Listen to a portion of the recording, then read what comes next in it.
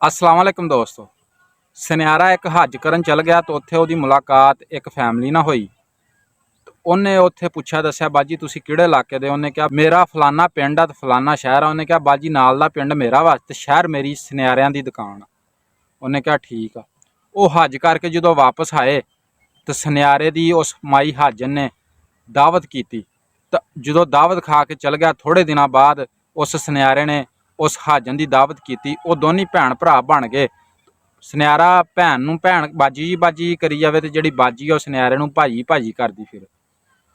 ये माजरा वेख के ना माई दी नौह कहंदी बीबी सुनैरा तेरा भरा तो बनया ही आ तां मेरियां दाज दियां 11 चूड़ियां वा ये उहदे कोलों रंग करा दे। उन्हें कहा पुत्त ये किहड़ी गल आ? उन्हें चूड़ियां फड़ियां सुनैरे को चल गई। कहंदी वीरे मेरी नौह दियां 11 चूड़ियां वा इन्हां नूं रंग दे। सुनैरे ने चूड़ियां गिणदे गिणदे एक चूड़ी उन्हें काउंटर च सिੱਟਤੀ मगर रह गई 10। कहंदा भैन जी ये तो चूड़ियां 10 आ। सुनैरियां दे बारे गल मशहूर आ कि खोट मां तो भी रखदा। भैन भी अगों सतानी सी उन्हें पढ़ लिया भी ये गेड़ा देन लगा। उन्हें कहा दिखा हाँ हुण उन्हें गिनती करदी करदी ने ना 10 दे विचों एक अपने झोली च सिੱਟ ਲਈ। उन्हें कहा अच्छा वीरे चल 10 होणगियां तो 10 नूं रंग कर दे तो किदों लै जा। उन्हें सुनैरे ने चूड़ियां चुप करके रख लियां। माई ने एक झोली च सिੱਟੀ सी वो रहिंदियां सी 9। वो हुण कहंदी किदों आके मैं लिजावां? उन्हें कहा भैन जी कल नूं लै जिओ। माई घर चल गई।